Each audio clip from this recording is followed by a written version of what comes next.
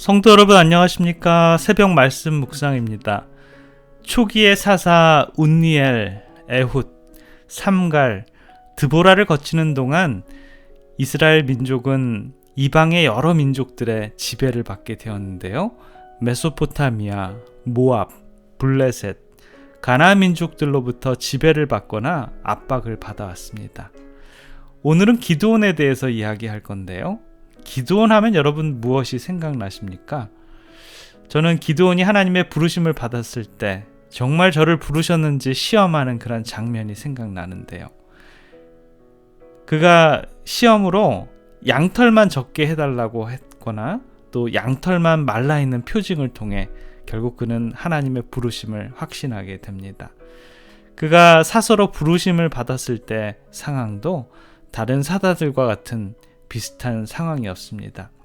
평안하다, 안전하다 할 때 마음을 붙들고 하나님만을 섬기는 것이 아니라 다시 이스라엘 자손이 여호와의 목전에서 악을 행하게 되고 우상을 숭배하게 되지요. 하나님께서는 미디안 손에 이스라엘 민족을 지배하게 했습니다. 이렇게 7년의 세월을 지내는 동안 이스라엘 민족은 하나님께 부르셨고요. 드디어 하나님께서는 그들의 호소를 듣고 기드온을 사사로 세우셨습니다. 그는 사사로 세움을 받자마자 가장 먼저 한 일은 바알의 제사장을 헐어버린 일을 시작했습니다. 이 일 후에 그는 미디안군을 물리치고자 군대를 재정비했는데요. 미디안 족속과 싸울 인원은 약 32,000명 정도 되었습니다.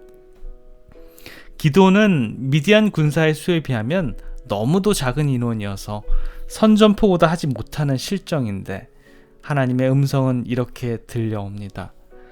너를 쫓는 백성이 너무 많은즉 내가 그들의 손에 미디안 사람을 붙이지 아니하리니 이는 이스라엘이 나를 거슬려 자긍하기를 내 손이 나를 구원하였다 할까 함이니라. 이제 너는 백성의 귀에 고하여 이르기를 누구든지 두려워 떠는 자는 길라산에서 떠나 돌아가라 라고 이렇게 말씀하십니다. 사람의 눈에는 작아 보이는 것이 하나님의 시각에는 너무도 크게 보이는 것입니다. 하나님의 능력의 오묘함과 전능하심을 믿지 못할 때 우리는 하나님을 불신할 수밖에 없습니다. 기드온의 눈에는 상대방의 쪽수보다 우리의 쪽수가 훨씬 작은데 기드온은 너무 작아서 우리가 지면 어떻게 하지 하는 그런 두려워하는 마음이 있었습니다. 그러나 하나님의 마음은 우리가 당연히 이길 것인데 이렇게 너무 많은 사람들이 전쟁에 나가면 싸우는 그들의 마음에 그들의 손으로 승리를 이끌었다라고 교만하는 그런 마음을 보신 것이지요. 비록 거기에 참여한 군사들이 기드온의 감동적인 호소에 나라를 구하고자 하는 많은 이들이 있었지만 어떤 사람들은 교만과 불신으로 쌓여있는 그러한 백성들은 결국에는 해가 됨을 하나님께서는 미리 인지하신 것입니다. 비록 이스라엘 백성들이 승리했을 때에도 그러한 자들은 하나님께 영광을 돌리기보다는 그 영광을 스스로 취할 것을 아셨기 때문입니다. 자원하여 위험과 난간을 직면하지 않으려는 사람들, 세속적 이익이 그들의 마음을 하나님의 사업에서 떠나게 할 사람들, 어쩌면 그들은 돌아가야 할 수 없는 많은 그런 이유들이 있었습니다. 새 집을 지어놓고 낙성식에 참여도 못한 사람들도 있었을 것이고요. 포도원을 만들어 놓고 과실을 먹지 못한 사람들도 있었습니다. 여자와 약혼하고 그를 취하지 못했던 사람들도 있었을 것이고요. 그러한 자들은 다 돌려보냈습니다. 거기다가 혹시 그러한 이유는 없지만 두려워서 마음이 겁내는 자들도 집으로 다 돌려보냈습니다. 32,000명에서 3분의 2인 22,000명이 돌아가고 10,000명이 남은 그때 하나님께서는 기드온에게 말씀하셨습니다.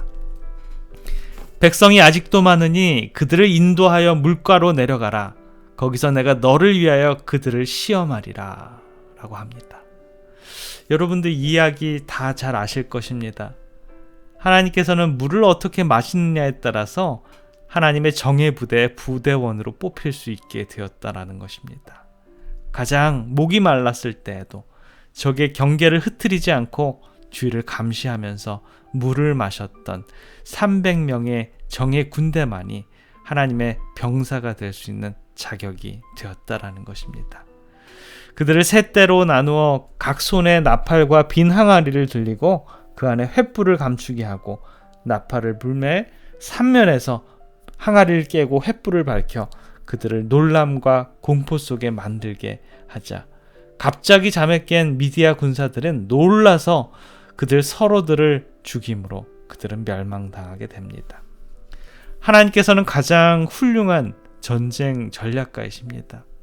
그분께서는 전쟁을 지도하시는 방법, 군사를 뽑는 방법, 정말 특이하고 희한하지만 정말 천재적인 그런 방법을 아시는 분입니다. 하나님께서는 때때로 가장 단순한 방법을 통해서 우리들의 품성을 시험하십니다. 하나님께서 기드온을 통해서 그 물가의 병사들을 뽑는 것처럼요. 위험 때에 자신의 필요만을 채우려고 하는 자들은 위급한 경우에 신뢰할 수 있는 사람이 될 수 없습니다. 선발된 이 300명의 용기와 자제력을 가졌을 뿐 아니라 신앙이 돈독한 그러한 사람들이었습니다. 오직 하나님을 바라고 하나님을 받아들이고 마음에 결심한 그러한 사람들이었죠. 하나님의 사람 판별 기준과 성공의 여부는 그 수요와 숫자는 별로 중요한 것들이 아닙니다. 오히려 하나님을 따르는 자들의 품성 그 자체로 하나님께서는 영광을 받으시는 것이죠. 하나님께서는 항상 당신의 사업을 위해서 가장 큰 재능을 가진 자를 택하지 않으시고 당신께서 가장 유용하게 사용할 자를 택하십니다. 주님께서는 자신들의 부족함을 가장 절실히 느끼고 당신을 그들의 지도자요 힘의 근원으로 의지하는 자들을 통하여 가장 효과적으로 일을 하실 수 있으신 그런 분이죠. 우리 주님께서는 우리들의 연약함을 당신의 능력으로 연합함으로 우리들에게 강하게 하시고 우리들의 무지에 당신의 지혜를 결합하심으로 우리들을 정말 지혜롭게 하실 것입니다. 오늘날 저희들에게 주어진 것이 무엇인지 한번 살펴볼 필요가 있습니다. 우리들의 손에 들려진 우리들의 능력에 의지하는 것이 아니라 우리 하나님의 지혜와 그분의 능력에 의지하시는 오늘 하루의 삶이 되시길 간절히 기원합니다. 기도하겠습니다. 사랑의 아버지 하나님, 오늘 전쟁에 나선 하나님의 백성들의 모습을 보게 됩니다. 비록 그들이 전쟁에 참여하지만 진정 하나님의 군사가 될 수 있는지는 하나님께서 판단하십니다. 두려워서 세상의 많은 조건들 때문에 그들의 마음이 교만하고 불신함이 있을 때 우리 하나님께서는 그들을 쓰지 않으십니다. 저희들의 모습을 다시 한번 바라봅니다. 아무 조건도 두려움도 없이 오직 저희들의 부족함 때문에 주님께 의지하는 심령들이 되어서 오늘도 주님과 동행하는 우리들의 삶이 되도록 주님 인도해 주시옵소서. 사랑의 우리 구주 예수 그리스도의 이름으로 간절히 기도드립니다. 아멘.